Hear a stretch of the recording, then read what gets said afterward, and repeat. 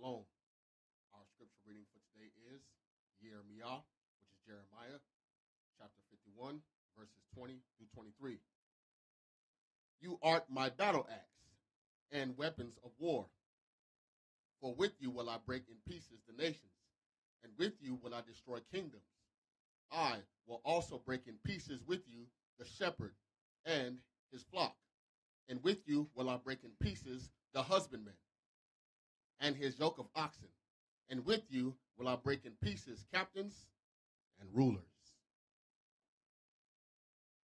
Shabbat Shalom, family. Our selection today, Battle Axe.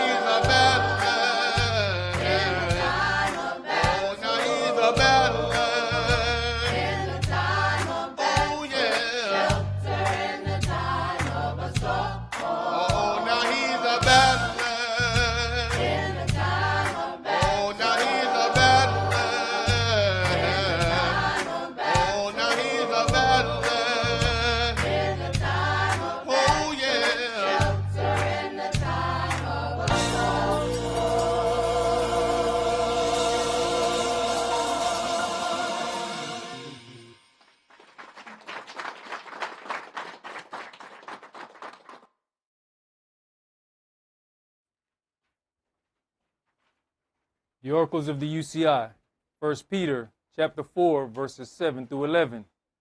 But the end of all things is at hand. Be you therefore sober, and watch unto prayer. And above all things have fervent love among yourselves, for love shall cover the multitude of sins. Use hospitality one to another without grudging. As every man has received the gift, even so minister the same one to another as good stewards of the manifold grace of Elohim. If any man speak, let him speak as the oracles of Elohim. If any man minister, let him do it as of the ability which Elohim gives, that Elohim in all things may be glorified through Yahshua the Mashiach, to whom be praise and dominion forever and ever. Amen. Ephesians chapter 4, verses 29 through chapter 5 and verse 4. Let no corrupt communication proceed out of your mouth, but that which is good to the use of edifying, that it may minister grace unto the hearers. And grieve not the Holy Spirit of Elohim, whereby you are sealed until the day of redemption.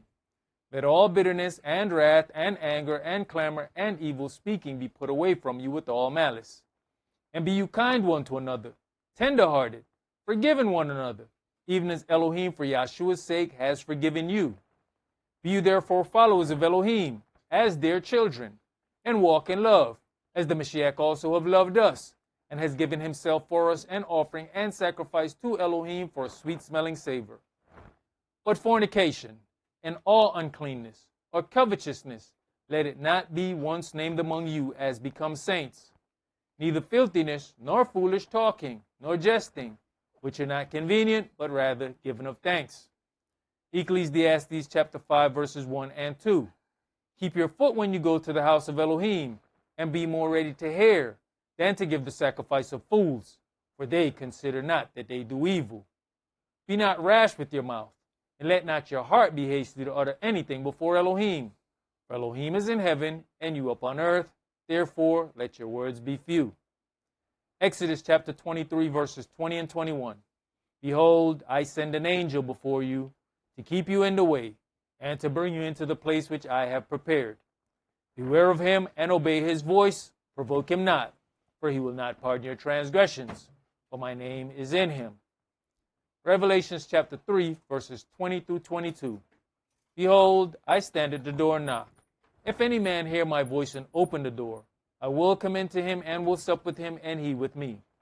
To him that overcomes will I grant to sit with me in my throne, even as I have also overcame, and am sat down with my Father in his throne. He that has an ear, let him hear what the Spirit says unto the churches. All right, Shabbat Shalom. Shabbat Shalom. Which is peace on Yahweh's holy Sabbath day. Welcome to another holy convocation that Yahweh has enjoined unto us here in this body of Yahshua. Now, it is written, but though we or an angel from heaven preach any other gospel unto you than that which we have preached unto you, let him be accursed. As we said before, so say I now again, if any man preach any other gospel unto you than that you have received, let him be accursed. The biggest question is, will we be able to do that? Because sometimes the doctrine that comes to us comes from people that we greatly respect or dearly love. Everything must be balanced according to as it is written. But the difference, or where the problem is going to come in, is people have their own feelings about certain things, and it causes them to see that a certain way. And what will we do when those things come close to us? Because we have to ask ourselves, what will the adversary use to get close to us? And he is all about taking the path of least resistance. So we have to ask ourselves those questions and start preparing along those lines. Let's begin today's sermon in Matthew chapter 24. And the title of today's sermon is Exaltation. We have to make a decision on which things we are going to exalt and which things we are going to let put us in a place whereby we could also have an issue. Matthew chapter 24, and we're going to read verses 1 through 24. And Yahshua went out and departed from the temple, And his disciples came to him for to show him the building of the temple. And Yahshua said unto them, See you not all these things? Verily I say unto you, there shall not be left here one stone upon another, it shall not be thrown down. And as he sat upon the Mount of Olives, the disciples came on to him privately, saying, Tell us, when shall these things be? And what shall be the sign of your coming and of the end of the world? Now you have to understand what he is saying to them is causing a problem, because they have exalted the physical place called the temple, not necessarily walking in the spirit of the word that is written. They have exalted the place. So when he says there's not going to be one stone left upon another, they have problems with this. And when he says this sort of thing to other individuals, they're ready to do something to him, because they have exalted the place. The place is where all of this has taken place to them. It is a very important place. But they forgot to abide by the things that were taught in the place. Go ahead. And Yahshua answered and said unto them, Take heed that no man deceive you, for many shall come in my name, saying, I am the anointed one, and shall deceive many. All right, now, how are they going to deceive many? They are going to say that they are him. And if we allow someone to sit in that seat, then we're on our way to being deceived. Go ahead. And you shall hear of wars and rumors of wars. See that you be not troubled. For all these things must come to pass, but the end is not yet. All these things must come to pass. If you guys look at any kind of world news, you'll find out that they are fighting everywhere. You don't change Department of Defense to Department of War because you decided it was just a good name. No. It is war on the mouths of every leader. It is all over in every area. War. Go ahead. For nation shall rise against nation, and kingdom against kingdom. And there shall be famines and pestilence and earthquakes in divers places. All these are the beginning of sorrows. These are the beginnings. Not the end. These are the beginning of the sorrows. This kicks it off. Go ahead. Then shall they deliver you up to be afflicted, and shall kill you, and you shall be hated of all nations for my name's sake. And then shall many be offended, and shall betray one another, and shall hate one another. Mm-hmm. And many false prophets shall rise, and shall deceive many. Be offended and hate one another. What causes that?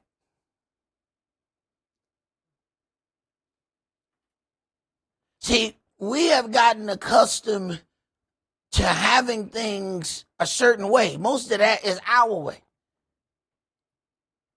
We are the most spoiled ex-slaves on the face of the planet. We live in castles, but we still want a bigger castle. Nobody's castle is big enough. No matter how many, we have a 20-room castle, we need 22 rooms. Because we need 2 more rooms in this castle. And that we have allowed the ways of the world to cause us to exalt ourselves. No matter how much we get, it's never enough. Go ahead. And because lawlessness shall abound, the love of many shall wax cold. But he that shall endure unto the end, the same shall be saved. And this gospel of the kingdom shall be preached in all the world for a witness unto all nations, and then shall the end come. When you therefore shall see the abomination of desolation, spoken of by Daniel the prophet, stand in the holy place. Whoso reads, let him understand. Then let them which be in Judea flee into the mountains. Let them which is on the housetop not come down to take anything out of his house. Neither let him which is in the field return back to take his clothes. And woe unto them that are with child, and to them that give suck in those days. But pray you that your flight be not in the winter, neither on the Shabbat day.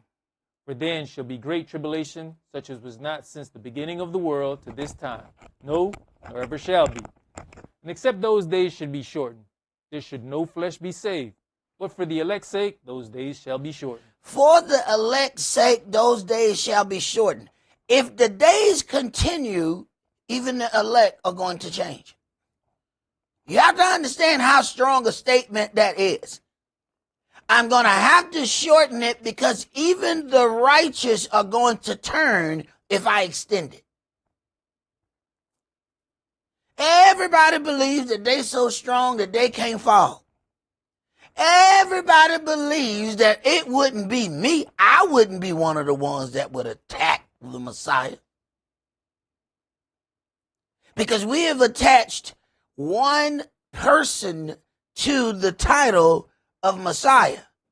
The problem is everybody that works for him holds that title in the fact that what he said, when you did it to these, you did it to me. So when you're in an exalted position, you won't see that that person that you have an attitude with is an individual that has a job appointed by Yeshua.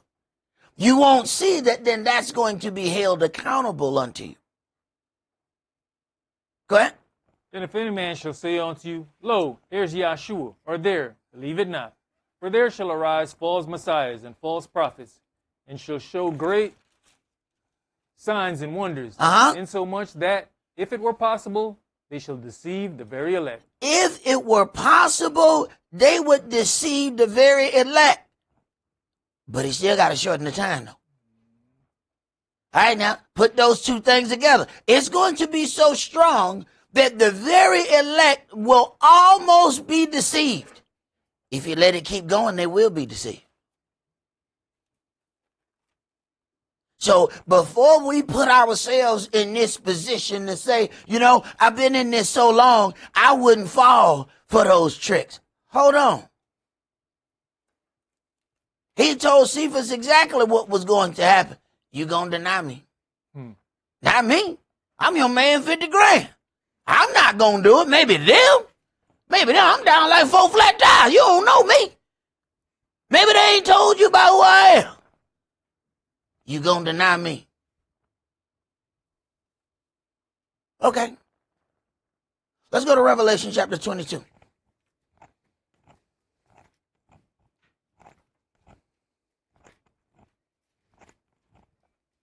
I mean, everybody bad pre-fight. I ain't never seen somebody lose in the pre-fight show. Everybody is the baddest fighter at the promotion. I'm gonna knock you out. I'm gonna knock you out. I'm gonna hit you so hard your mama gonna feel it. I'm gonna hit you so hard. I mean, they bad. Oh, they bad. One is bad, but I'm badder, and I'm badder than the baddest. But the fight still got to happen, though. After all that talk, the fight still had to go on. Somebody ain't going to be the baddest. And it ain't based upon who had the best pre-fight talk show. Revelation 22, let's read verses 1 through 9. And he showed me a pure river of water of life, clear as crystal, proceeding out of the throne of Elohim and of the Lamb. In the midst of the street of it, and on either side of the river, was there the tree of life, which bare 12 manner of fruits, and yielded her fruit every month. And the leaves of the tree were for the healing of the nations. Wait a minute now. He's showing him some things. Wait a minute. He's showing him some things that's not fit for man to see. He's seeing heavenly things. This individual is showing him this. Go ahead. And there shall be no more curse, but the throne of Elohim and of the Lamb shall be in it, and his servants shall serve him. And they shall see his face, and his name shall be in their foreheads. And there shall be no night there, and they need no candle, neither light of the sun, for the Adonai Elohim gives them light, and they shall reign forever and ever. Now, if some of us get a revelation from an angel, we pretty much think we done with everything. Like we ain't got to do nothing else because the angel talked to us. See, the angel didn't come down to your house. See, the angel came and talked to me. So I am done. I don't need to do nothing else. Okay, keep going. And he said unto me, These sayings are faithful and true, and the Elohim of the holy prophets sent his angel to show unto his servants the things which must shortly be done. Behold, I come quickly. Blessed is he that keeps the sayings of the prophecy of this book. And I, Johanan, saw these things, and I heard them. And when I had heard and seen, I fell down to worship before the feet of the angel which showed me these things. Okay, well, this angel has brought forth an amazing vision. This angel has told him some things. So he wants to pay honor and respect to the angel, so he bows down to worship him. Go ahead. Then says he unto me, see that you do it not, for I am your fellow servant, and of your brethren the prophets, and of them which keep the sayings of this book. Worship Elohim. Those that are in the right place with Elohim will not allow themselves to be exalted over the God that they serve. Yeah, I'm going to show you all this, but this ain't of me. This is of him who sent me. You going to worship Elohim. This ain't my vision that I'm showing you. This is the vision that he told me to tell you. I can't take credit for the vision. I'm the mailman. I delivered the vision. How many people go out and praise the mailman when the check comes? Oh, glory to thee. Oh, U.S. Postal Service. They didn't write the check. They just delivered it. You gonna get out there and start kissing the wheels? The thing start to turn off? No, Postal Service, don't leave. What is wrong with you?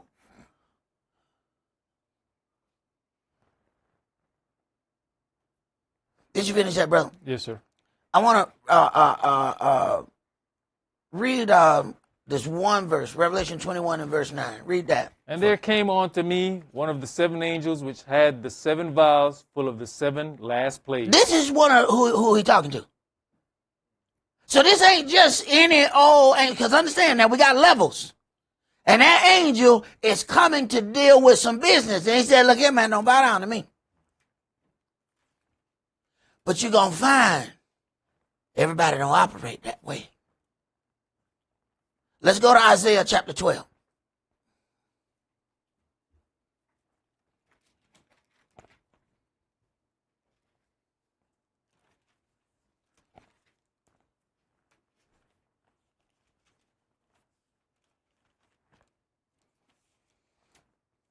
Isaiah chapter 12. Actually, read. Where are we going? I think 14. Go to 14. Isaiah chapter 14. Yeah. It started 12.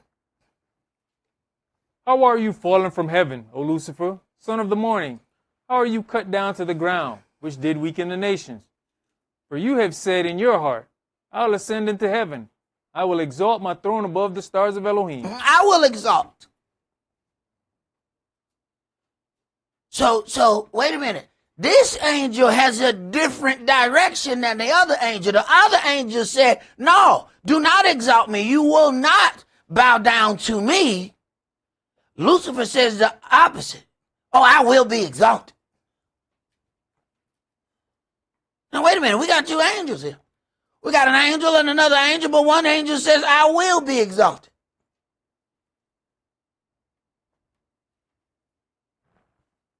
And you have to understand what his place that he desires to be. He says, I will exalt my throne above the stars of Elohim.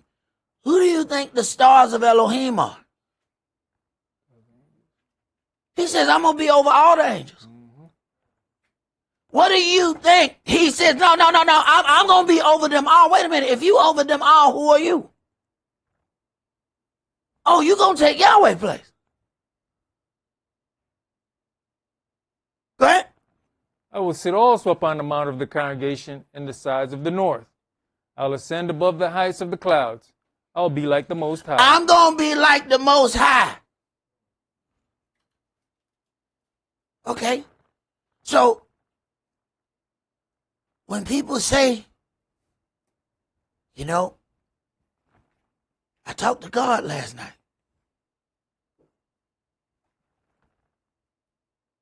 Which angel talked to you? Because some of them will not allow themselves to be exalted, and other ones thrive for it. So who did you talk to? People quick to say, I got a revelation. Did you ask some questions? Because understand something. Now, when Saul got his vision, he asked a question. He didn't just say, you know, you must be God. Now, who art thou? Who you talking? Who this here that talking? It's me. See? It's me whom you persecuted. Sometimes we're so happy that we got a vision, we done got spoken to. You ain't ask no question. You better ask some questions. All angels ain't the same. Go ahead, Bree. You know, Elder, when you look at this situation, it says, for you have said in your heart. Everybody loves to throw out that thing about God knows my heart. Obviously, he knew Lucifer's heart too. Now, where Lucifer's desiring to be, he was already in the house. He was a covering cherub. But this thought process in your heart is probably what got him removed from his job. But you were there. So sometimes we looking at the wrong thing, not realizing, like we've stated several times, if I'm a doorkeeper in the kingdom, a gatekeeper, I'm in the kingdom. I made it. But when you want, see, he was a covering cherub. He's covering the seat. No, he won't be in the seat. A coveting cherub. Yeah. He's definitely a coveting cherub. He does not want to cover the seat. He wants to sit in it. He said, I will set my throne. Now, what? How you go from covering the throne to having your own? Yep. Oh, so you want to be exalted. You don't like your position. You too close to the throne. Now you want it. And this is what happens sometimes. So no, I've been looking at the throne. I know how to sit in it. See, everybody else don't know how to sit on that. I know how to sit on that. I've been watching it. Oh, okay. All right. Let's go to Matthew chapter 4.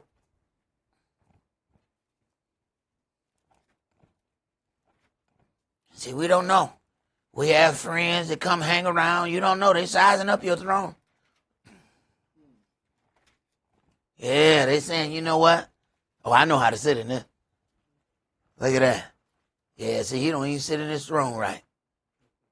Oh, yeah, they can't wait to call out something you didn't do right. Oh, look at that. See, if it was me, if it was me, the way I was sitting, see, I would stretch my legs all the way out if I was sitting in it. I wouldn't even sit in it the way he's sitting in it skinny. So I sit in that thing wide.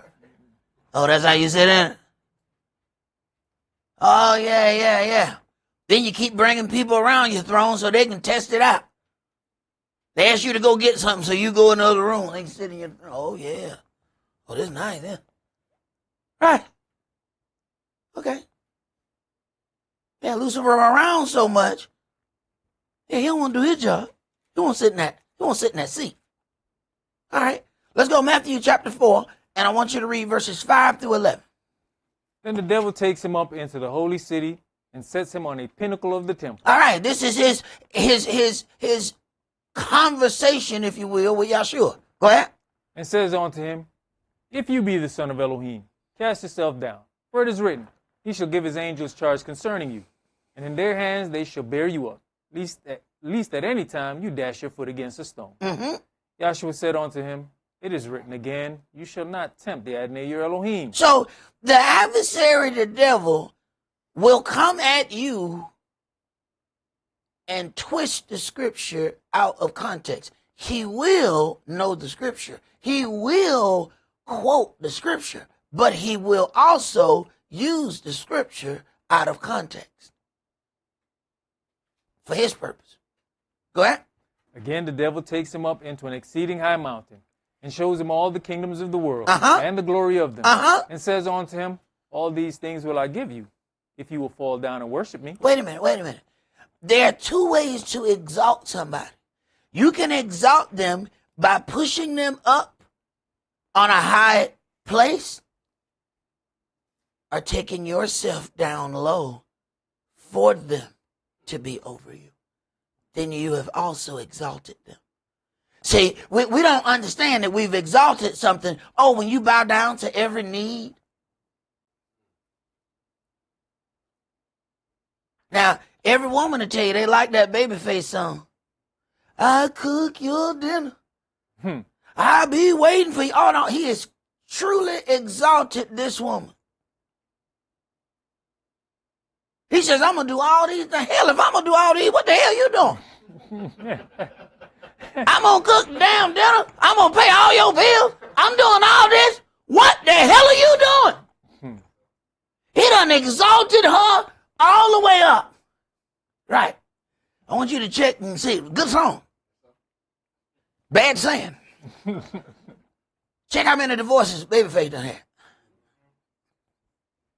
Come on, everybody who liked the song. Oh, I give good love. Put that on right there, baby. Right, right. They gave a lot of good love, and they kept leaving. It wasn't that good. They got to keep doing it over and over and over. Some folks think that this makes them good. No, this makes you horrible, because why do you keep doing it? Why does nobody stay? It can't be that good.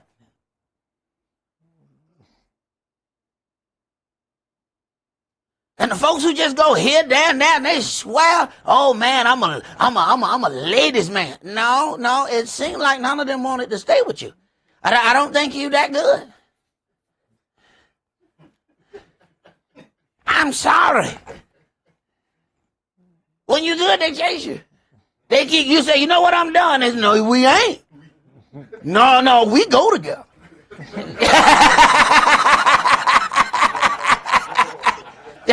Yeah, you ain't doing something right. Why you got so many of these situations? Right. Okay. Did we finish that? Verse 10. Okay. Then says Yahshua unto him, Get you hence, Satan, for it is written, You shall worship the Adonai your Elohim, and him only shall you serve. Then the devil leaves him, and behold, angels came and ministered unto him. Okay, so the devil lets you know right off the rip he wishes to be exalted. Okay? And if you allow him to be placed over you, he will give you nice things. Just exalt me. Okay? Make sure that I'm exalted, and I'll give you what that is that you desire fleshly. Let's go to Exodus chapter 20.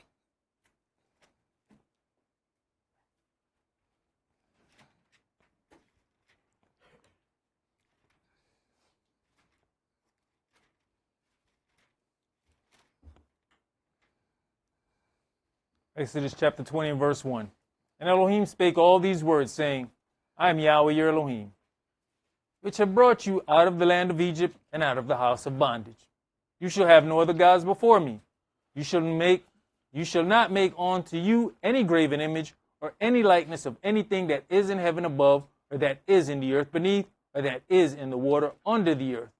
You shall not bow down yourself to them, nor serve them. For I, Yahweh, your Elohim, am a jealous hell, visiting the lawlessness of the fathers upon the children unto the third and fourth generation of them that hate me. Now, Yahweh says here, he's a jealous Elohim. Now, this individual who has sat close to the seat also has learned some things about Yahweh. So, is he purposely trying to put together a situation whereby Yahweh's jealousy is activated?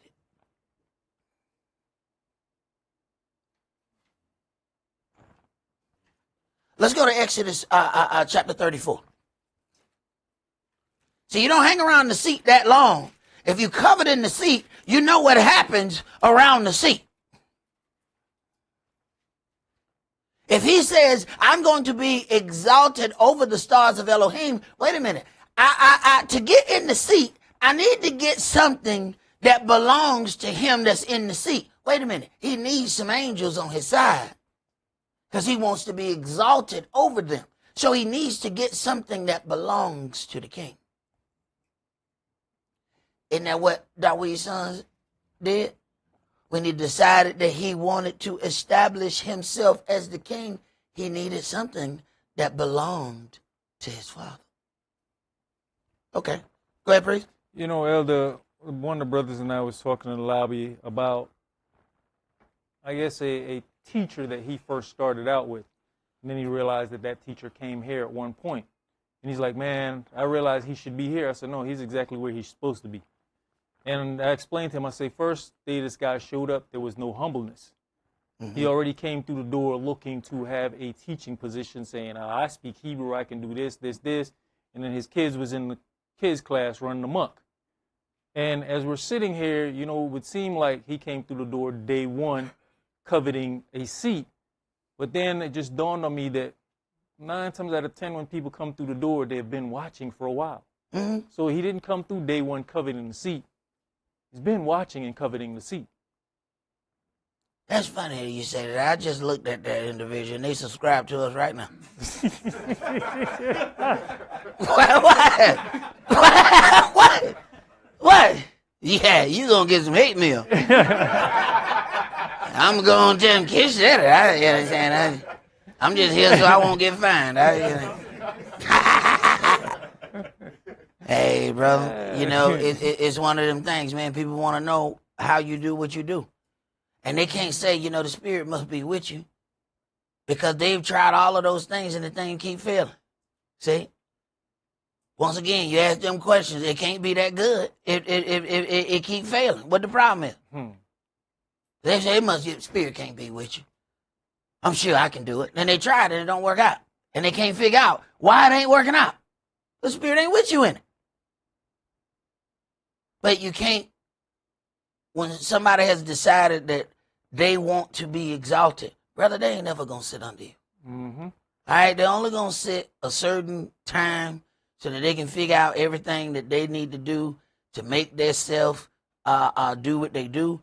And then they're going to find a reason to have a schism so that will be the reason for them to go and do what they want to do, which is what they always wanted to do anyway. So what Yahweh do is he make it real easy for them. He let them go ahead and get their schism so they can go. And then Yahweh be like, whew, I can't wait till they leave. All right, now, I want you to do this, this, and this. It's like, wait a minute. Every time one of them is a want-to-be exalted individuals is out the door, Yahweh start us on something altogether new. Every time. And you understand what it was. They figured I have gotten all the knowledge I need to get out of here to do my thing. And then Yahweh start us doing something altogether different. That means he don't want to share that with them. Mm-hmm. And we can't figure that out. We have people that we're hanging around, and Yahweh don't deal as much as he gonna deal with you with that individual around, because they using you to exalt themselves. And Yahweh has done decided this is as far as you going. You ain't going. Your elevator ain't going up no more as long as you with them. Something happened, all of a sudden your elevator go up. Now you trying to figure out what happened. No, they were the one holding your elevator back. See, everybody can't go to the penthouse floor. You find out that you look on that elevator and it say 30 floors, but you can't go past 20. What happened? You see, you didn't pay the right fee. Now you ain't qualified to go past 20. Now you got to get one of them suites. Your card don't go that high. So you know when you get a suite and the folks start looking at you, when you get that suite and you go past it, they start looking, what you doing up here? Hey, you better go, hey, bring that to my room. Stop talking to me like that. They want you all the way up here? That's right, I'm all the way up here. Uh-huh. Right. Where you at, bro? Exodus chapter 34 and verse 1. All right, go ahead. And Yahweh said unto Moshe, hew you 2 tables of stone like unto the first. And I'll write upon these tables the words that were in the first tables, which you breaketh. And be ready in the morning, and come up in the morning unto Mount Sinai, and present yourself there to me in the top of the mount. And no man shall come up with you, neither let any man be seen throughout all the mount. neither let the flocks nor the herds feed before that mount. And he hewed 2 tables of stone like unto the first. And Moshe rose up early in the morning and went up onto Mount Sinai as Yahweh had commanded him, and took in his hand the 2 tables of stone. And Yahweh descended in the cloud and stood with him there, and proclaimed the name of Yah. And Yahweh passed by before him and proclaimed, Yahweh, Yahweh, Elohim, merciful and gracious, long-suffering and abundant in goodness and truth. Now, we don't understand that when we give other people the same kind of accolades, you understand that you've already activated his jealousy, right?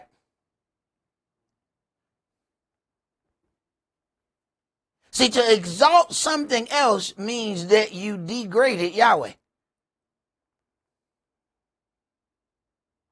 Go ahead. Keeping mercy for thousands, forgiving lawlessness and transgression and sin, and that will by no means clear the guilty, visiting the lawlessness of the fathers upon the children, and upon the children's children, onto the 3rd and to the 4th generation. Right. You can get off into something that's going to cause a generational curse to be upon your house.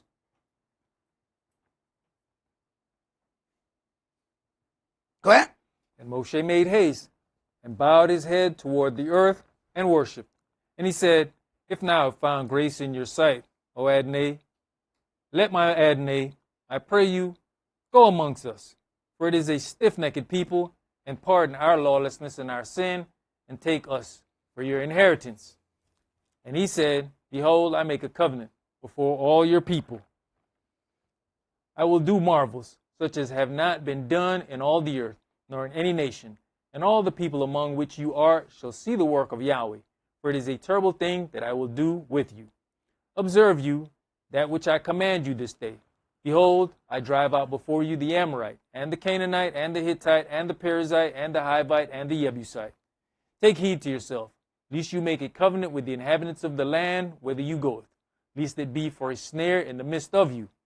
But you shall destroy their altars, break their images, and cut down their groves. Now, if you decide not to destroy the altars, you have already caused an issue. Go ahead. For you shall worship no other El.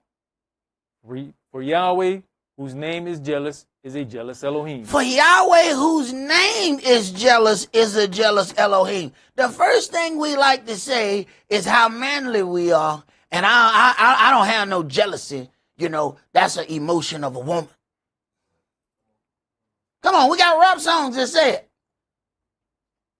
I have to ask, well, who made you?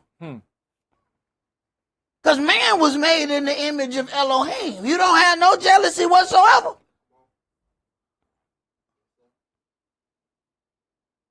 No, you're not a man or a woman. You're like a wildebeest.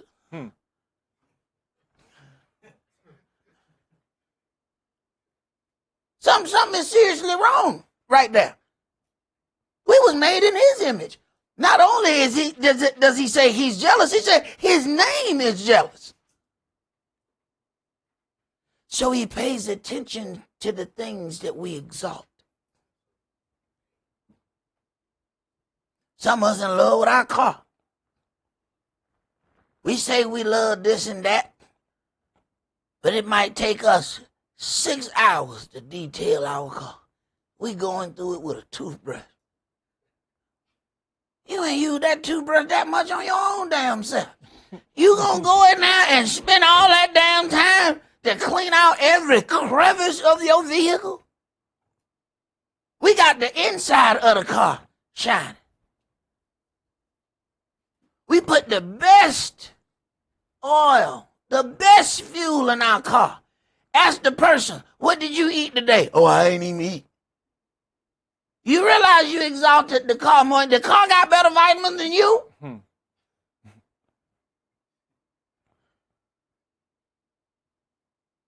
You mean the car has better vitamins?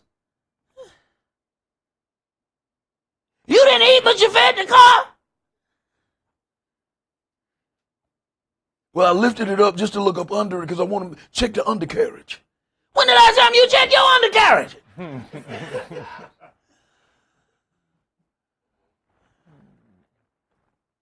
Go ahead, Britt. Where we at, man? That was it. Well, That was it at verse 14. Let's go to Numbers chapter 5.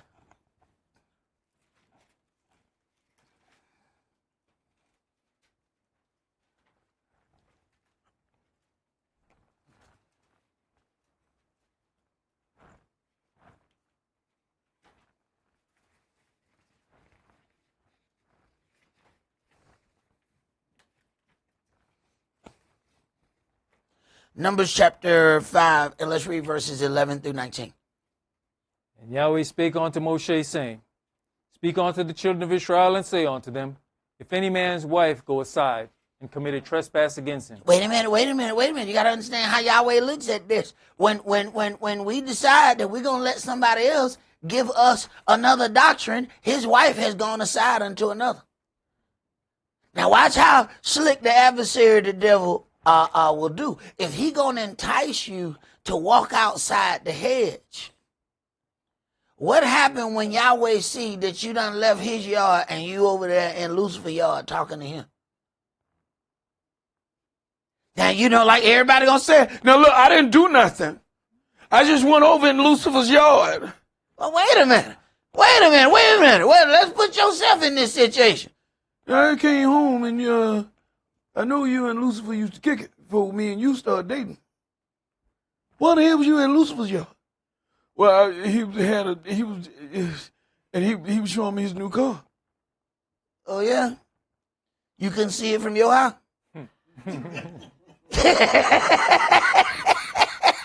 Okay, all right. You done activated his jealousy. Okay, go ahead. And a man lie with her carnally, Uh-huh. and it be hid from the eyes of her husband, and be kept closed. And she be defiled, and there be no witness against her, neither she be taken with the manner. And the spirit of jealousy come upon him. The spirit of jealousy. So there is a spirit of jealousy that may come over him. Now, wait a minute. Now, we've been reading about all kinds of spirits. Now, wait a minute. The spirit of jealousy. What happens when the spirit of jealousy comes, when the wrong thing has been exalted? Now, this spirit of jealousy, now it starts moving. Now you have to ask yourself, do you still have full control over your actions when the spirit of jealousy starts coming upon you? Who's running that ship now? Go ahead. And he be jealous of his wife, and she be defiled.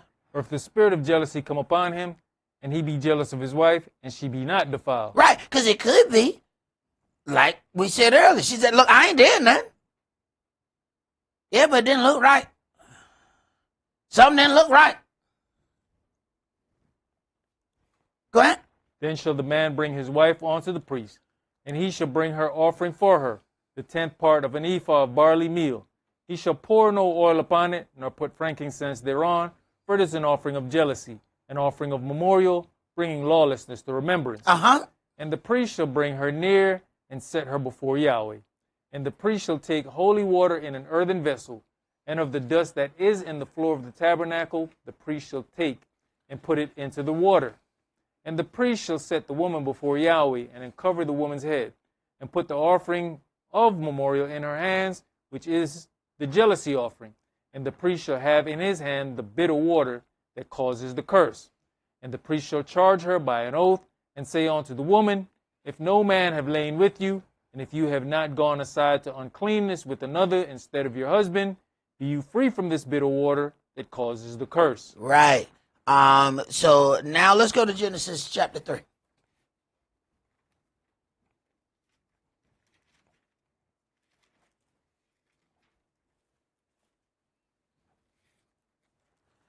Genesis chapter 3, and I want you to read verses 1 through 12. Now the serpent was more subtle than any beast of the field which Yahweh Elohim had made. And he said unto the woman, Yea, as Elohim said, you shall not eat of every tree of the garden. And the woman said unto the serpent. Now I ain't do nothing with him. We just talking. We was just talking. We was just messaging. He was sending me texts. Oh, yeah? Did the conversation about to lead to a problem? Go ahead. We may eat of the fruit of the trees of the garden, But of the fruit of the tree which is in the midst of the garden, Elohim has said, you shall not eat of it, neither shall you touch it, lest you die. Now see, the way this conversation should have been, has Elohim said you should not eat of all of the trees of the garden? I don't know. Let me ask my husband. Yeah, baby! Baby! Lucifer trying to talk to us.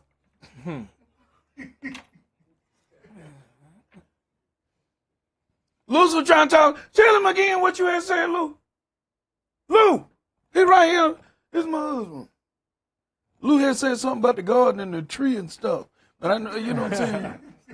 You know, that I don't know what you and Yahweh be talking about and stuff, so y'all don't talk. Right, I take care of that business right now. That business get taken. This would be a shot book. The shot book, the book gets shouted. The book gets shouted. The book gets shouted. All she had to do, baby, Lou want to talk to you.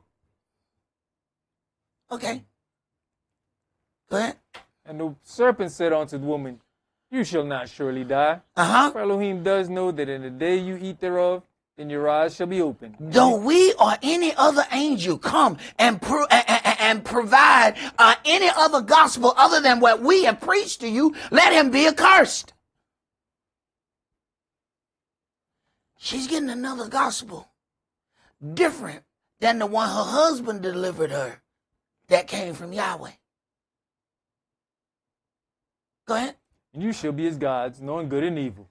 And when the woman saw that the tree was good for food, and that it was pleasant to the eyes, and a tree to be desired to make one wise, she took of the fruit thereof, and did eat, and gave also unto her husband with her. Now she brings this to her husband. She's already been convinced by the time she brings it to him. He does not see now that he has exalted her to a place that she does not need to be. She was convinced, and she moved him. Now he does not understand that he has made her a goddess. Lucifer knew that. Why you think he was talking to her and not him? He said, boy, you don't even know how powerful this thing is that Yahweh gave you. You playing around. You don't even know what you got. Boy, let me show you something. You playing around with it. You think because it's soft, you don't think it's strong. You think, boy, you about to die. Boy, I'm about to show you something right here. You ain't even know what you got. Yeah. Lou knew what to do. Go ahead. And he did eat, and the eyes of them both were open. And they knew that they were naked. And they sewed fig leaves together and made themselves aprons. And they heard the voice of Yahweh Elohim walking in the garden in the cool of the day. And Adam and his wife hid themselves from the presence of Yahweh Elohim amongst the trees of the garden. Now they both hid themselves because they know they naked. Now they know that something ain't right when Yahweh shows up. They are not covered correctly. So what's our problem? Why we don't know we naked?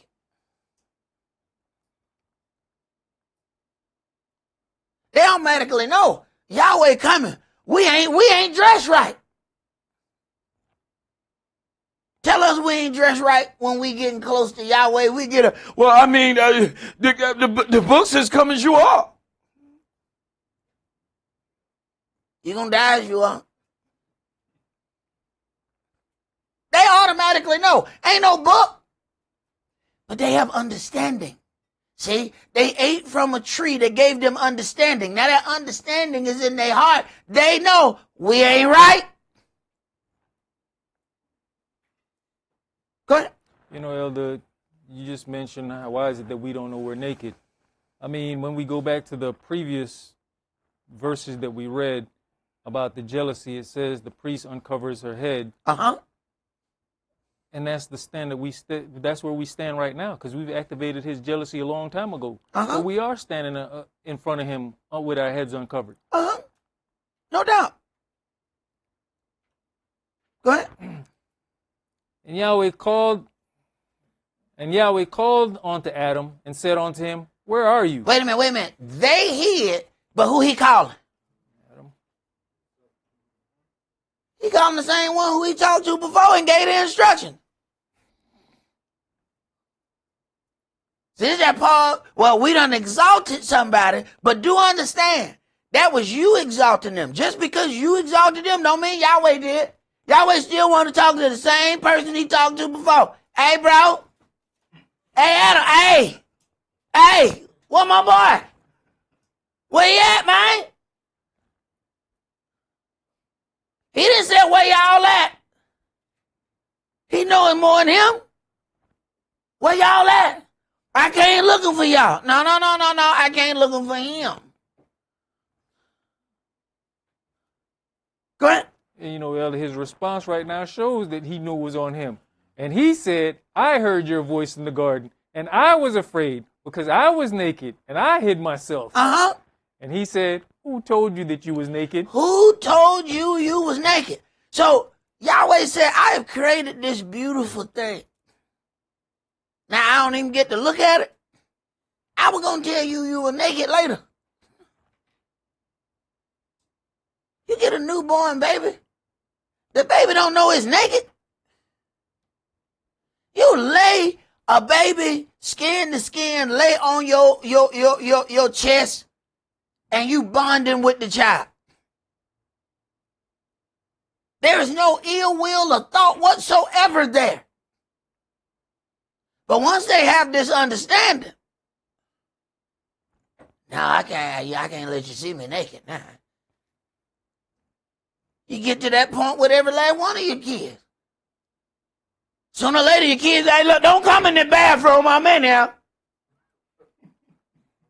Let me tell you something. I made everything in that little raggedy bathroom. Let me tell you something. Ain't nothing in there that I didn't make myself. So don't nobody want to see your little baby gibbles. You understand? Understand something. Hurry up and come out of there. Go ahead, Bree. Have you eaten of the tree whereof I commanded you that you should not eat? And the man said, the woman whom you gave to be with me. Oh, boy, he done dropped down quick, didn't he? Boy, he done turned state's evidence. Oh, but the woman you gave, boy, you boy snitches get stitches. He snitched quick. Quick, it took no time. It was this woman you gave me. Yahweh didn't tell you to exalt her above him. You did it on your own. Now you gonna blame Yahweh for the exalting that you did? It was this woman that you gave me. No. I also gave you instructions. How you let her change the instructions that I gave you? Because you exalted her. How you let her talk you into being over here when you supposed to be over there? Because you exalted her. That's why you ain't in the place that you're supposed to be in. But we gonna blame Yahweh. It's because you gave me this woman. See, I had no problem before she got here. So the problem must be her. No, the problem is you. You didn't handle what was given unto you. Go ahead. She gave me of the tree, and I did eat. She gave me of the tree, and I did eat. Let's go to Job chapter 2.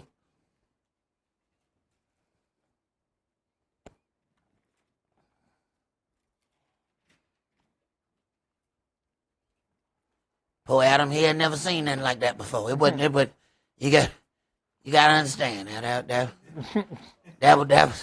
was his first. That was everybody's first. All right, he wasn't ready. He wasn't prepared.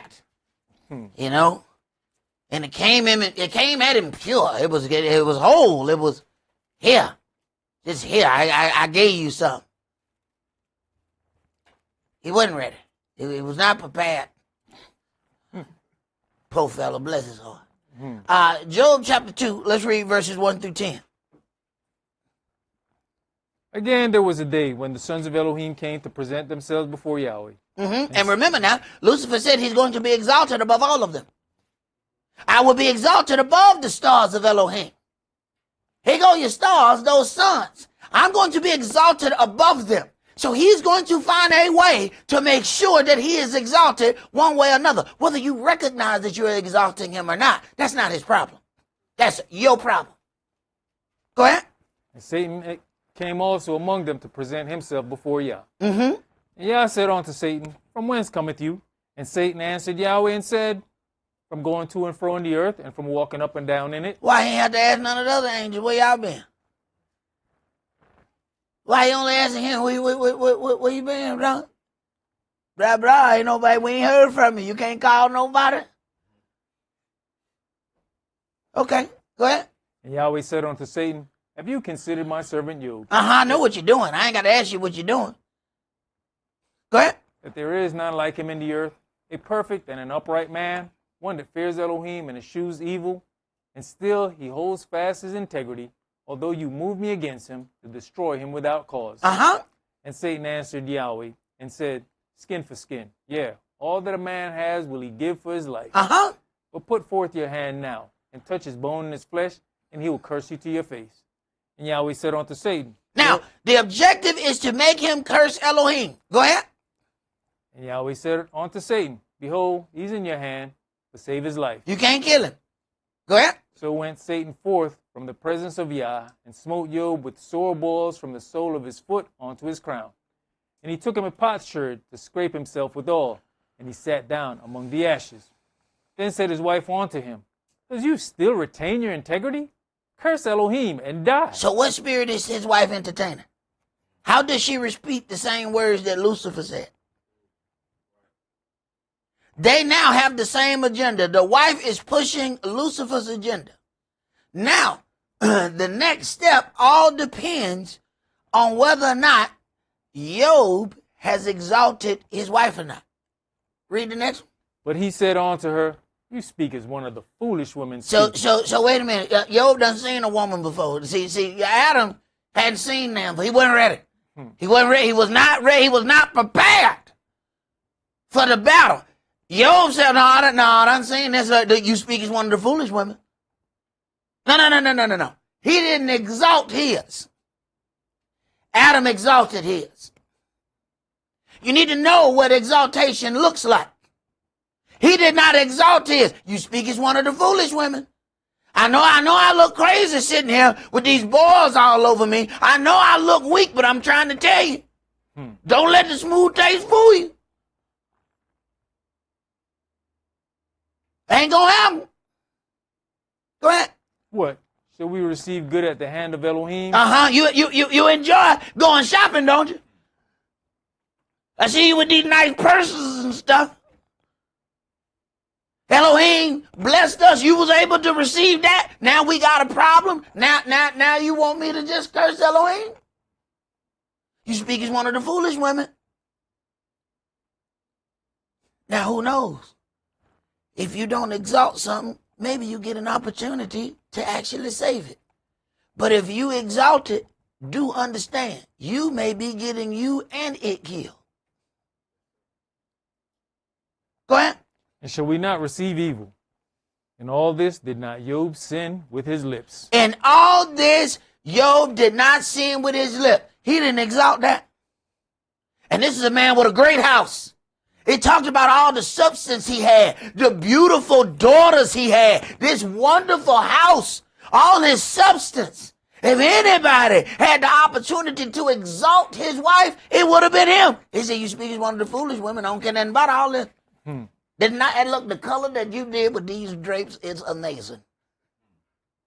But hell to the no. I am not cursing my Elohim. Not going to happen. Okay. All right. Now, we need to ask ourselves a question. If a one is turned the opposite way, is it still a one?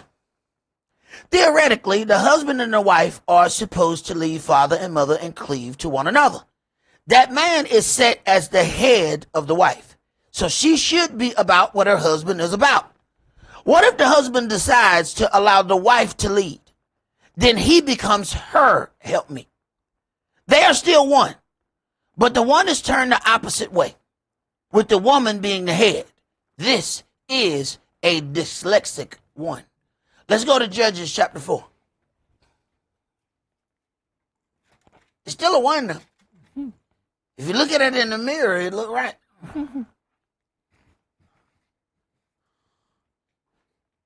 Judges chapter 4, and we're going to read verses 1 through 9. And the children of Israel again did evil in the sight of Yahweh when Ehud was dead. And Yahweh sold them into the hand of Jabin, king of Canaan, that reigned in Hazor, the captain of whose host was Sisera, which dwelt in Harosheth of the Gentiles. And the children of Israel cried unto Yah, for he had 900 chariots of iron, and 20 years he mightily oppressed the children of Israel. And Deborah, a prophetess, the wife of Lapidoth, she judged Israel at that time. And she dwelt under the palm tree of Deborah between Ramah and Bethel in Mount Ephraim. And the children of Israel came up to her for judgment. And she sent and called Barak, the son of Abinom out of Kadesh Naphtali, and said unto him, Hath not Yahweh Elohim of Israel commanded, saying, Go and draw toward Mount Tabor, and take with you 10,000 men of the children of Naphtali, and of the children of Zebulun? First of all, why she got to call him to ask him, didn't Yahweh do this? Didn't Yahweh call you? See, when Yahweh does direction, here's the part that we don't want to deal with. He does those in pairs.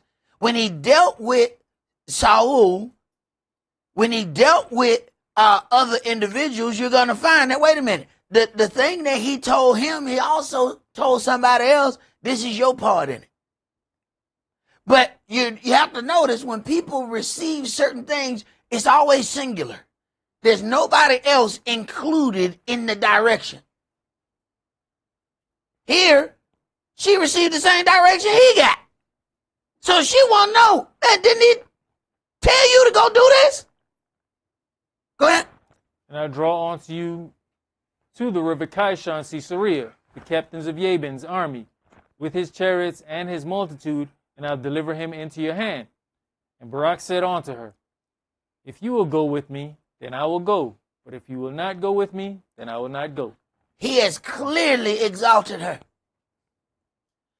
She's got to come and tell him, were not you told? Yeah, but I ain't going if you ain't gonna go. You know how many people won't go to church if their wife won't come?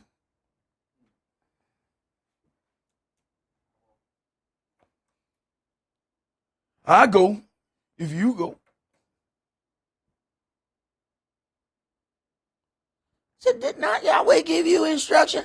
I go if you'll go, but if you won't go, I won't go. Clearly, she has been exalted.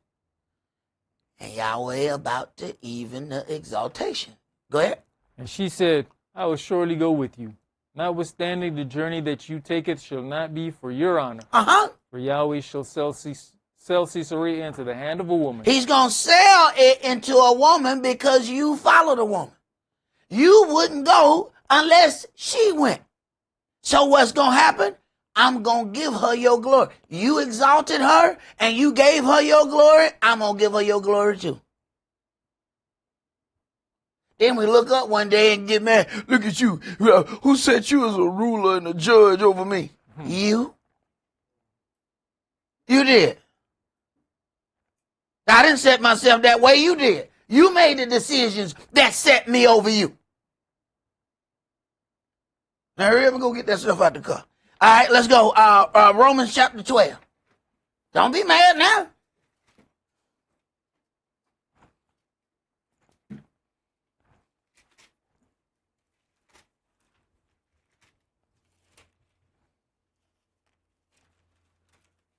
But there's so many ways that we can do this. And understand, the adversary, the devil, has one objective, is to get you to turn away from Yahweh. He don't really care how he does it. Doesn't matter to him which way you fall. If you fall to this, you fall to that, or you fall to that. It means nothing to him. He only cares that you fall. He needs to cause a schism between you and your Elohim. That's his objective. And he looks in your life to see what is available for him to use. Romans chapter 12, let's start at verse 1. I beseech you, therefore, brethren, by the mercies of Elohim, that you present your bodies a living sacrifice, holy, acceptable unto Elohim, which is your reasonable service. And be not conformed to this world, but be you transformed by the renewing of your mind, that you may prove what is that good and acceptable and perfect will of Elohim. For I say, through the grace given unto me, to every man that is among you, not to think of himself more highly than he ought to think, but to think soberly, according as Elohim has dealt to every man the measure of faith.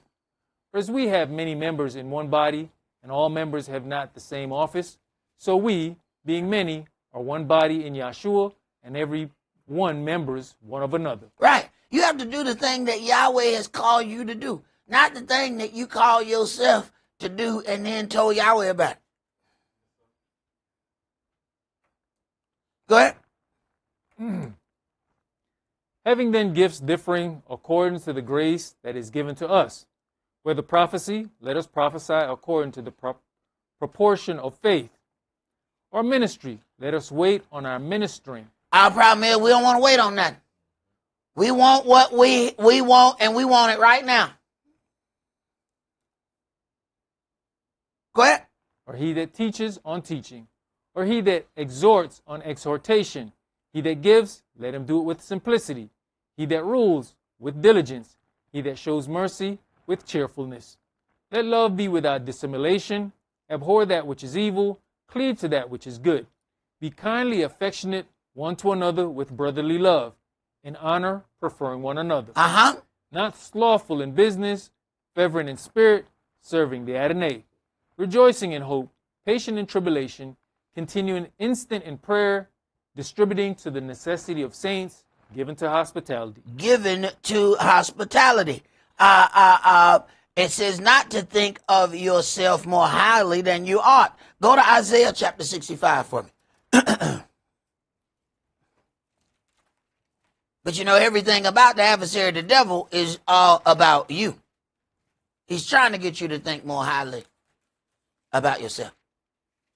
So he needs you to get to that place where you start telling yourself, you know, I deserve this. You know, I've been living pretty good in this life. You know, I deserve to go ahead and do this. Yeah, that's what he got you right in his claws. He needs you to start thinking, don't nobody appreciate you. Nobody appreciate me. If I don't appreciate me, who gonna appreciate me? I'm gonna go on an appreciation tour. Don't act like you ain't never been on there, and I still got my tickets. Go ahead, bro. You know, the whole thing is, as he's trying to be more like the Most High, he's convincing us to be like him. Well, wait a minute. He made man in his image. He's jealous of that. So he need to remake you in his image. See, we hang around people and we start picking up their ways. We don't even notice it, but other people are starting to notice it. You know, it's funny. You know, you're doing that thing that your partner do. What are you talking about? Yeah, you've been hanging around your partner, you picking up their ways. See, when you start hanging around people, you know, you start picking up their ways, whether you know it or not. Yeah, y'all sharing the same spirit. What's that saying? Isn't that saying imitation is the best form of flattery? But I tell you what, I don't want to be flattered no more because I'm getting tired of all the imitators that come and get close to me just so they can try to mimic something. We need to sell a brochure or something. Stay the hell away and just read the brochure. How to be, whatsockgot.com. Go to our website. Leave me alone. Good God. Isaiah 65, where you at? Verse 1. Go ahead.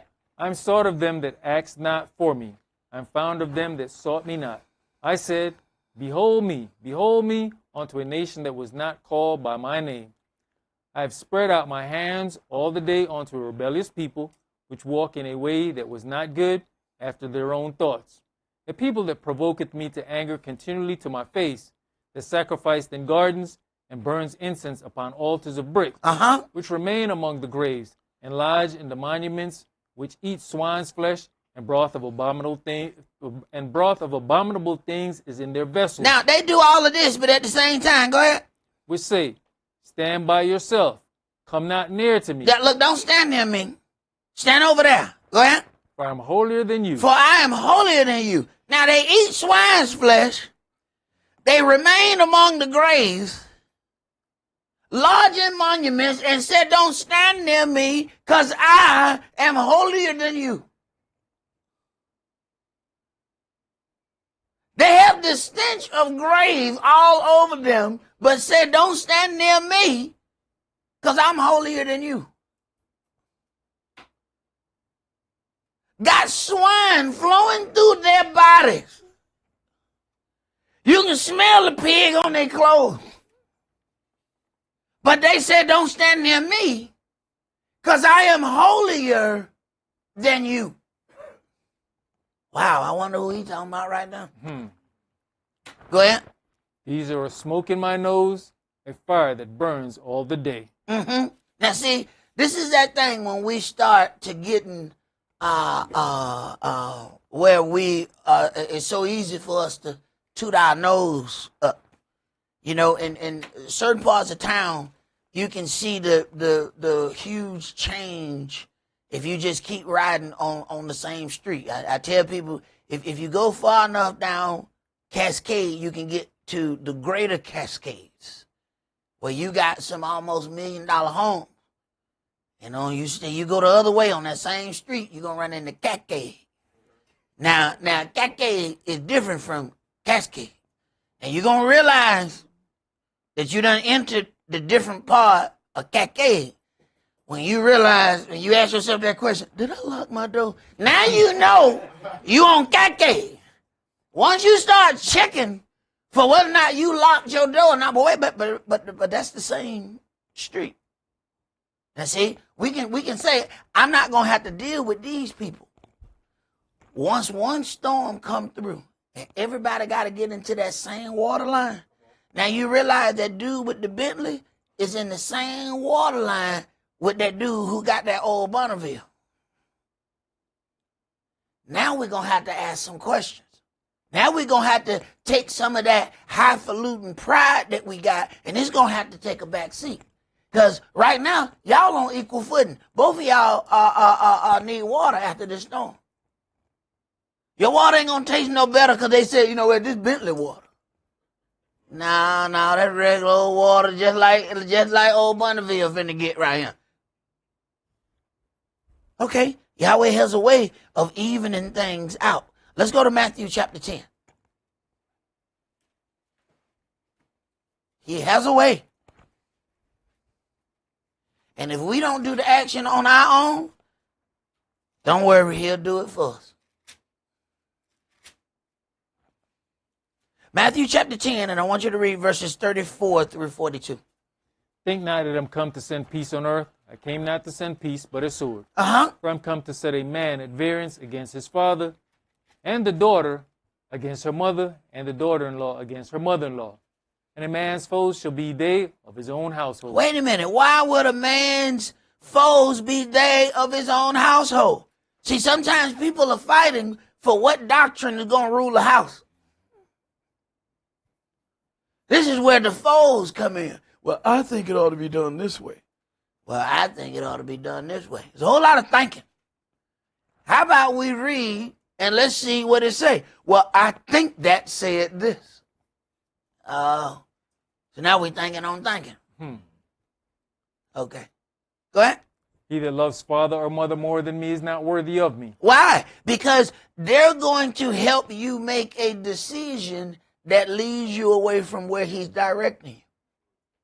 This is why some can't fully become one in their marriage, because they still got mama and dad in the way. See, one thing when you crawl into bed and one of your kids is in there and you like, hey, go to your room. It's something altogether different when you go in your bed and they mama in there. What the hell you doing there, Miss Johnson? Miss Johnson, go to your house. You don't go to your room, go to your house. What you doing there?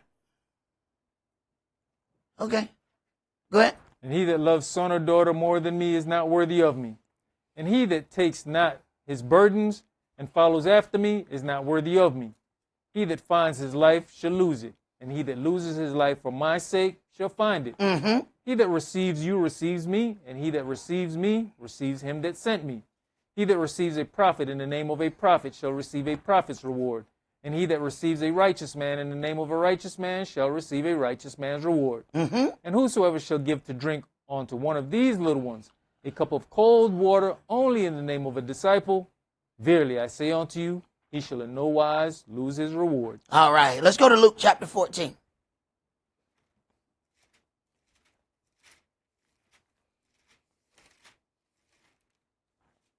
Luke chapter 14, and I want you to read verses 25 through 33. And there went great multitudes with him. And he turned and said unto them, If any man come to me, and hate not his father and mother, and wife and children, and brethren and sisters, yea, and his own life also, he cannot be my disciple. Why? Because he's going to keep finding a reason not to do the things that he's told to do. And they're going to keep giving you a cause. See, some people have to figure out, although you want to, within a family, you're going to merge all of your business. Sometimes, you got to have an account on the side. Because sometimes folk need just the amount of money that you have left. You got $200 left? We need a new microwave. How much it cost? $199. That's just too damn convenient. Because I ain't got but $200. And we just so happen to need $199 worth of stuff. And how this keep happening? Every 2 weeks, we need something. And this is the exact amount of what I got left over. This is peculiar.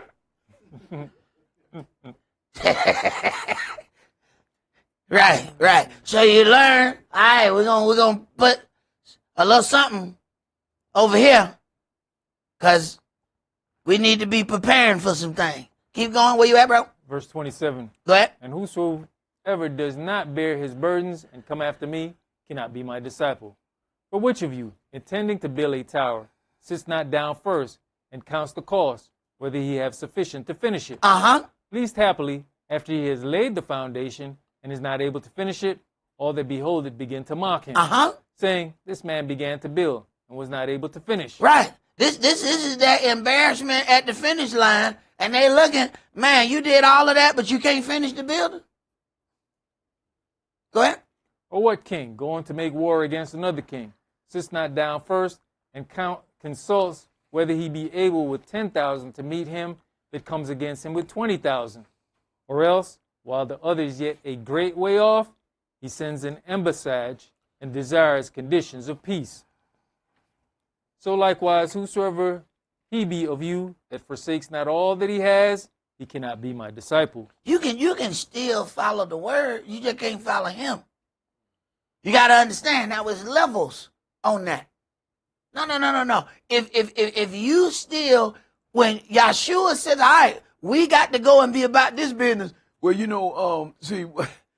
I got to go run. I got to make a run. You know what? Go ahead. Go wherever you go. We got business to attend to. See, the more things you got that's pulling you against the direction that he's going, the more problems you're going to have. See, the more things you get that's going in the same direction of Yahweh, oh, you good. We don't check the direction, though, before we get it. We get it and then think we can direct which direction it's going. And if that is pulling in the opposite direction, you're about to have some problem with your Elohim. Because every time you take 3 steps, they pulling one back against you. So that's something that we have to really consider and look at. Let's go to Ezekiel chapter 14.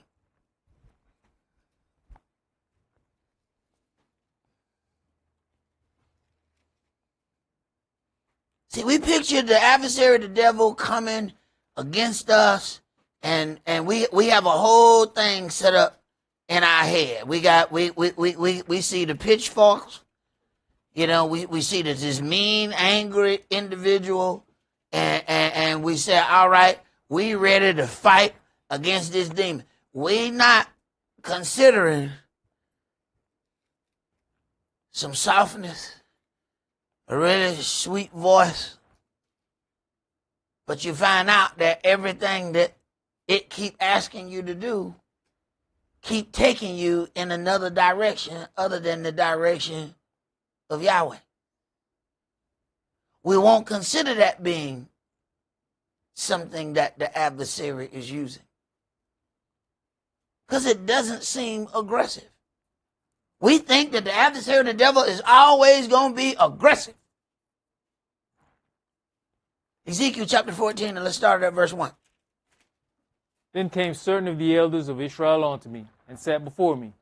And the word of Yahweh came unto me, saying, Son of man, these men have set up their idols in their heart, and put the stumbling block of their lawlessness before their face. Should I be inquired of at all by them? These men have set up their idols in their heart. They don't have idols in their hands. They don't have idols that are tangible things. They have idols in their heart. Now, what all could that be? Oh, that could be a very long list of things right there. So all of these things now have now been made available for the adversary to use against us. Because you're looking at what you like. There's certain things you have to learn along the way that, you know what, I got to like this less. See, I used to go to them house parties and I realized, hey man, somebody gets shot at every last one of these house parties we go to. I had to realize I got to like these less. I got to like these less. People keep getting shot at these. I said, no, I can't keep going to these. You know what? House party's over. I'm done with going to these. I had to learn how to like those less. Why? It was too much collateral damage there. And sooner or later, he gonna use something in that house party to get me. Go ahead. Therefore speak unto them, and say unto them, Thus says the Adonai Elohim, every man of the house of Israel that sets up his idols in his heart, and puts the stumbling block of his lawlessness before his face. The stumbling block. Wait a minute. The idol will then cause you to stumble in the word. Why? It has been exalted above its natural place.